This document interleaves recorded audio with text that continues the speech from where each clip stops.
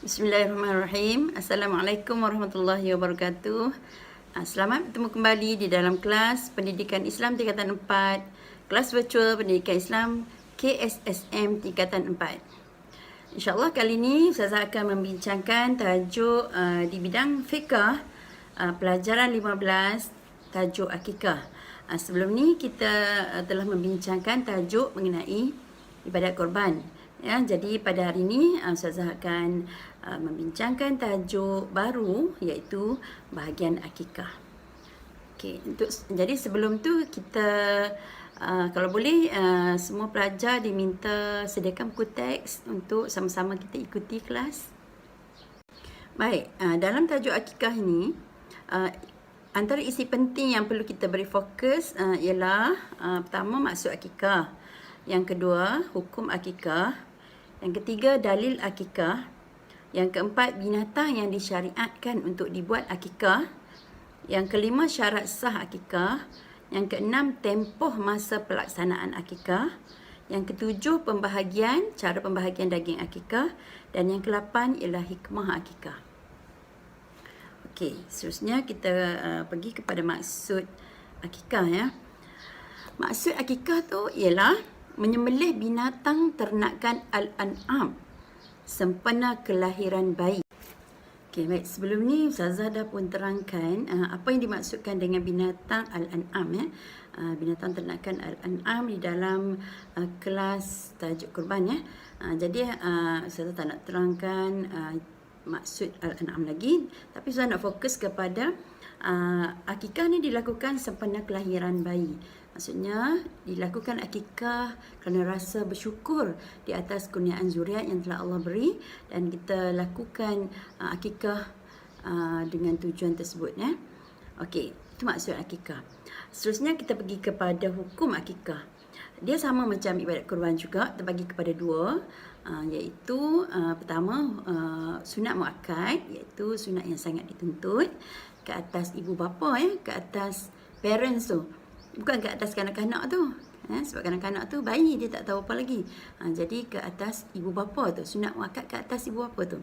Dan wajib ke atas ibu bapa jika dia bernazar. Baby tu tak boleh nak bernazar lagi, dia baby, dia tak tahu apa lagi kan. Jadi hukum ni biasanya ke atas ibu bapa. Jadi ada dua hukum di situ. Seterusnya kita pergi kepada dalil akikah ya. Dalil akikah saya bacakan maksudnya, iaitu kamu boleh rujuk buku teks ya. Setiap anak tergadai dengan akikahnya, maka pada hari ketujuh disembelih haiwan, diberi nama dan dicukur rambutnya. Jadi dalam hadis riwayat Tirmizi ni dinyatakan bahawa setiap anak tergadai akikahnya. Maksud apa tu tergadai akikahnya? Maksud tergadai akikah itu ialah murtahin tu ya. Anak tersebut tidak dapat memberi syafaat kepada kedua ibu bapanya jika tidak dilakukan akikah kepadanya. Pada hari kiamat nanti ya. Pada hari kiamat nanti anak tersebut tidak dapat memberi syafaat kepada kedua ibu bapanya jika ibu bapanya tidak melakukan akikah untuk anak tersebut. Itu yang dikatakan tergadai ya. Itu maksud hadis daripada riwayat At-Tirmizi. Dan pada hari tersebut juga, pada hari ketujuh tu adalah afdal kan. Diberi nama yang baik-baik, dicukur rambutnya. Nanti Ustazah akan terangkan bagaimana ya. Okey, seterusnya binatang akikah ataupun yang boleh dibuat akikah, dia sama macam binatang yang boleh dibuat korban. Iaitu lembu, kerbau, kambing, biri-biri, kibas, unta ya, sama je ya. Okey, seterusnya kita lihat kepada syarat sah akikah ya. Syarat sah akikah yang pertama ialah berniat akikah ya, ketika menyembelih binatang tu. Ketika menyembelih binatang hendaklah berniat untuk mengerjakan akikah buat anak tersebut ya. Masa pelaksanaan ialah setelah bayi dilahirkan. Masa yang paling afdal pada hari ketujuh ya, sehinggalah balik ya, sehingga kanak-kanak itu balik. Okey. Baik, bagi binatang pula ya, bagi binatang yang hendak dijadikan akikah itu sama je syarat sahnya seperti korban, iaitu mesti cukup umur. Cukup umur ni bukan binatang terbalik. Ya, cukup umur ni ada umur-umur tertentu untuk dijadikan akikah. Contoh unta 5 tahun ke atas kan. Lembu, kerbau sama ya, 2 tahun ke atas. Kambing 2 tahun ke atas. Biri-biri 1 tahun macam yang saya terangkan sebelum ni lah ya. Ataupun yang bersalin gigi hadapan kan. Biasanya kalau umur 6 bulan kambing itu dia akan bersalin gigi hadapan ya. Dia gugur dan diganti gigi baru macam kita budak-budak baby dia kanak-kanak ganti gigi susu kan. Okey. Baik.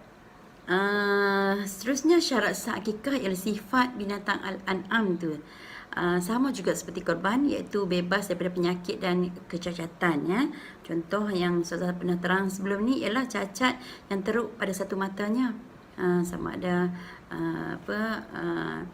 buta ataupun terpotong ke kan, ataupun apa-apa kecacatan lah pada matanya, berpenyakit yang teruk, tempang, kurus yang melampau samalah seperti yang terdapat syarat sah dalam ibadat korban. Baik, saya nak fokus kepada spektrum ilmu ya, mengenai bilangan berapa ekor binatang yang boleh dijadikan jadikan akikah. Jadi untuk akikah ni sebenarnya memadai menyembelih seekor kambing saja ya. Tetapi sebaik-baiknya ialah 2 ekor kambing bagi anak lelaki, bagi keluarga yang mampu lah, bagi ibu bapa yang mampu. Afdal 2 ekor kambing bagi anak lelaki.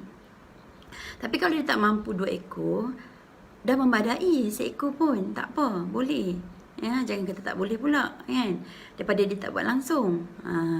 Dan seekor bagi anak perempuan. Itu adalah kadar untuk binatang untuk dijadikan akikah. Baik, next ialah perkara sunat akikah, iaitu berdoa semasa hendak menyembelih ya. Disunatkan berdoa semasa hendak menyembelih. Baik, apa doanya? Okey, doanya berbunyi Bismillahi wallahu akbar. Allahumma hadha minka wa ilaika aqiqatu. Sebut nama anak tu kan, wa ilaika aqiqatun, nama sebut nama anak tu. Sebab tu kena kena berikan nama yang baik-baik kan. Maksudnya dengan nama Allah, Allah Maha Besar. Ya Allah, binatang ini daripadamu dan kembali kepadamu. Ini akikah. Sebut nama anak tu atau baby tu. Okey. Baik, seterusnya ialah perkara sunat yang kedua, sunat akikah yang kedua, iaitu menyembelih ketika matahari sedang naik, iaitu pada waktu duha ya. Seperti mana yang saya dah terangkan dalam tajuk korban, sama je ya. Ketika matahari sedang naik disunatkan Okey. Baik, yang ketiga ialah dilakukan pada hari ke-7 selepas kelahiran bayi tersebut. Hari ke-7 ya. Yang keempat, tidak dipatah-patahkan tulang binatang semasa memotong dagingnya. Masa potong-potong daging, tulang tu tak dipatahkan kecuali mengikut sendi, dekat bahagian sendi lah, sebab nanti senang nak masak kan. Takkan seko tu kita nak masuk dalam periuk, nak masak macam mana kan. Kalau panggang okey kan. Lepas panggang, ambil isi dan ruas-ruas tu kita potong untuk jadikan sup dan sebagainya. Okey. Baik, settle. Yang keempat ialah mencukur rambut bayi selepas penyembelihan. Nak ikut flow dia, lepas sembelih, cukur rambut bayi. Kemudian beri nama yang baik kepada bayi tu. Cuma sekarang ni masa sembelih dengan masa bercukur, setengah orang tidak dibuat serentak kerana masa, mungkin disebabkan kekangan masa. Ibu bapa yang bekerja tak dapat nak sebab akikah dibuat kenduri akikah hari lain, masa bercukur hari lain. Mungkin pada hari ke-7 kelahiran anak dia dah bercukur rambut kan, tapi kenduri akikah ataupun akikah dia belum buat penyembelihan. Mungkin tak cukup wang kan, belum cukup wang ataupun tak ada kesempatan masa, it's okay, tak apa, boleh ya. Tetapi yang di sini adalah sunat ya, sunat. Selepas sembelih cukur rambut, beri nama, itu sunat.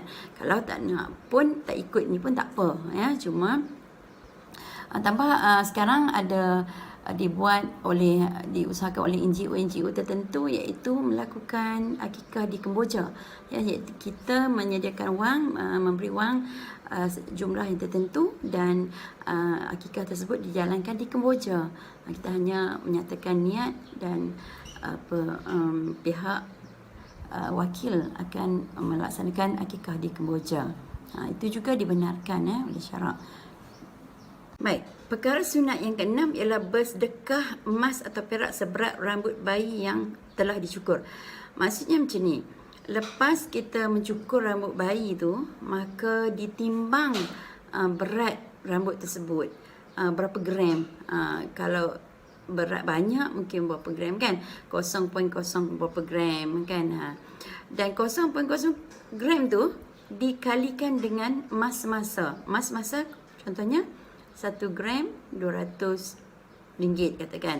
So 0.0 gram berapa yang dapat rambut tu ditimbang, dikalikan dengan masa-masa tu, dapatlah jumlah. Contoh kalau RM20 ke kan, RM18 ke RM25 ke. Jadi duit itu, wang itu disedekahkan kepada fakir miskin ya. Kalau ada nak sedekah emas terus pun okey, atau perak, tapi mustahil lah zaman sekarang kan. Jadi sedekahkan wang itu. Baik, bagaimana dengan tempoh pelaksanaan? Okey, tempoh pelaksanaan terbahagi kepada 2 hukum. Pertama hukum yang sunat, dan satu lagi hukum sunat muakkad. Kita tengok yang sunat ya, sunat biasalah sunat. Sunat setelah sempurna kelahiran bayi tersebut ya, sehinggalah bayi itu baligh. Ini pendapat umum lah ya, sehingga bayi itu baligh. Sunat muakkad pula ialah pada hari ke-7 kelahiran bayi. Maknanya sunat dituntut pada hari ke-7 kelahiran bayi ya. Itu yang dinyatakan perbezaan antara sunat dengan sunat muakkad.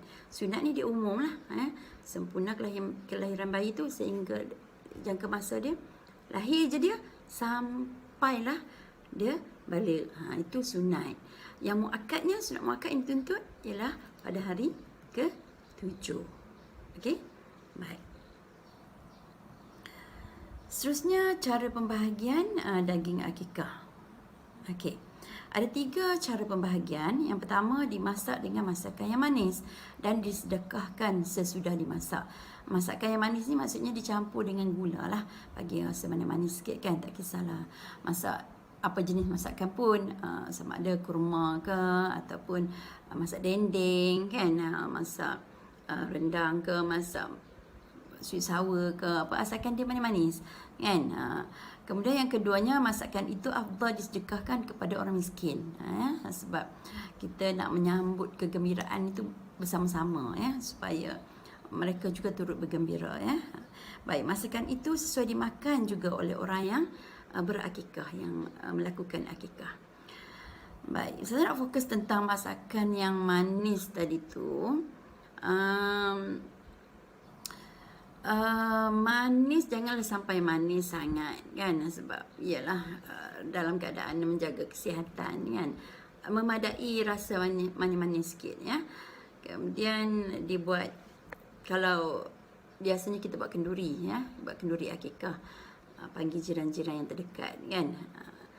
Kalau tak nak buat kenduri pun, dia letak kat surau, kenduri lah, dia bawa ke surau ataupun panggil kawan-kawan tu.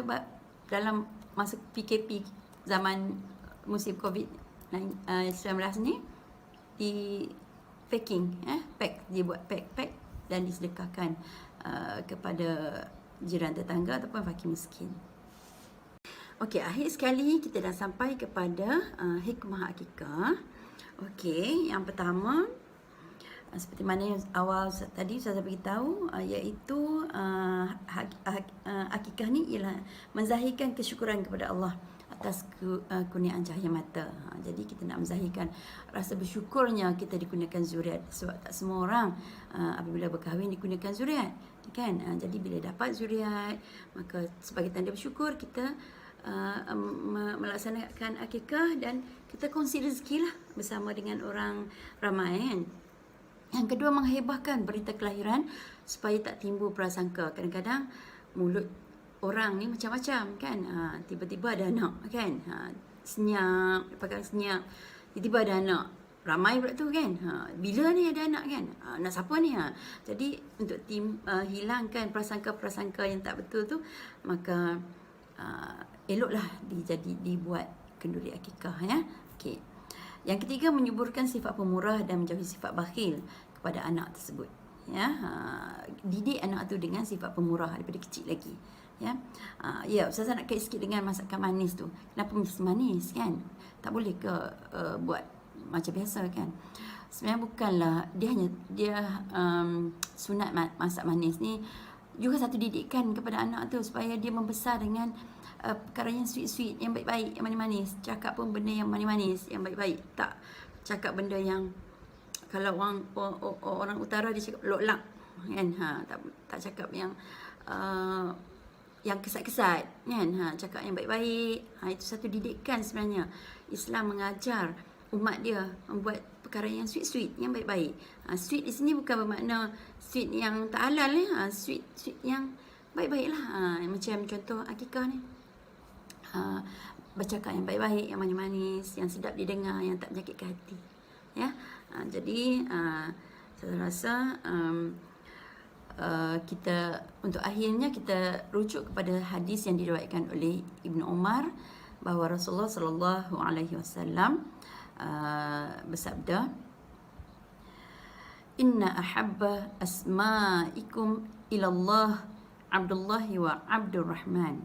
Maksudnya, sesungguhnya nama kalian yang paling dicintai di sisi Allah ialah Abdullah dan Abdurrahman. Hadis riwayat Muslim. Hadis ini menekankan bahawa ibu bapa yang ingin menamakan anak-anak mereka, pilihlah nama-nama yang baik. Dan kerana Allah mencintai nama yang dimulai dengan nama Abdullah ataupun Abdurrahman. Jadi sekian dulu saya rasa kelas kita pada kali ini. InsyaAllah akan bersiaran pada tajuk yang lain di hari lain. Dan saya ucapkan selamat belajar. Tak kira walau di mana saja anda berada, tak kira pada mana bila-bila masa. Dan sampai kita berjumpa lagi. Sekian. Assalamualaikum warahmatullahi wabarakatuh.